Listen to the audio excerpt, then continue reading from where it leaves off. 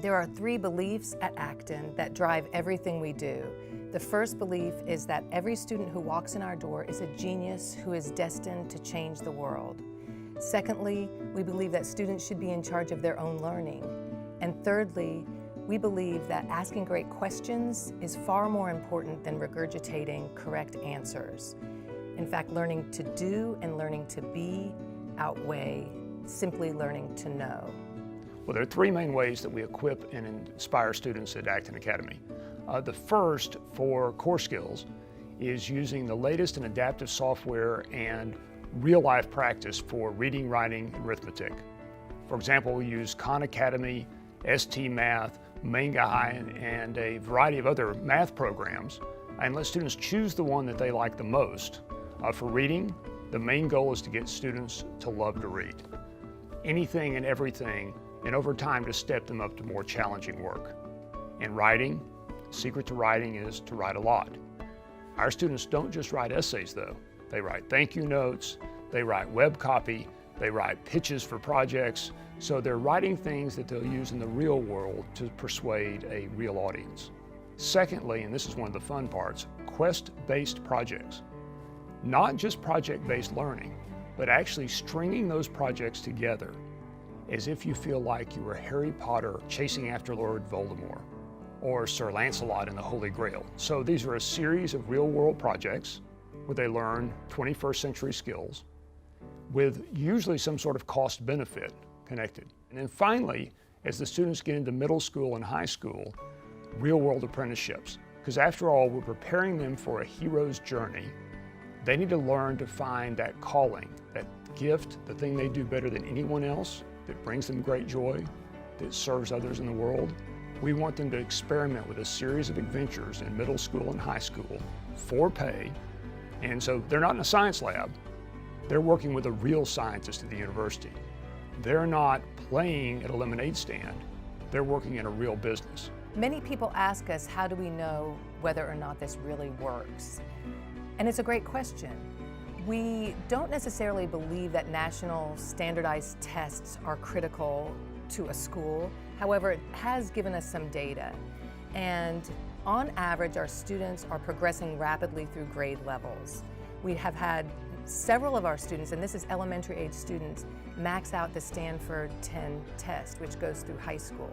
So we feel confident that the basic skills are being learned and grasped, and we never teach to the test. We just one day say it's a special day, we're taking a test, and you get fun snacks. And they take the test, and they do really well. We feel very confident about the curriculum in that way. We also were ranked as one of the top blended schools in America by InnoSight, and that meant a lot to us because it means that people who are experts in education have looked at our school and analyzed what we're doing and given us 2 thumbs up on a national level. I have really come around to seeing that blended learning is a brilliant innovation. It frees up the guides to work one-on-one with the kids who need help when they need help. The other ones are having a blast working at their own pace. And they're learning just as much, probably a lot more really, than their peers who might be doing exercises with pen and paper, filling out workbook after workbook. Another very important thing we do is every week we take a survey. We ask parents, and more importantly, our customers, the students, what worked this week and what didn't. We ask them to rate the school. We ask them to rate the teachers. We ask for comments. And we found that tying our guides' bonuses to customer satisfaction and listening closely to if are we delivering what we promised, it has a profound effect on the performance of the school. There's integrity to everything. All the layers line up. Everything they do has a purpose. And that really aligns with our family philosophy. We want everything we do to have a purpose. And the weekly surveys are one of the ways that they hold themselves accountable. And it's a weekly reminder that students and parents are customers and that the Academy is really here to serve the families. We see ourselves not as teachers of content, but more curators. With that in mind, the first thing we do every year when it's time to recreate the curriculum is to start out with an overarching question.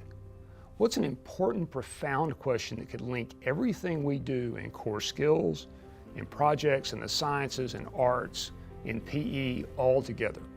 For example, the question this year is, does the past determine the future?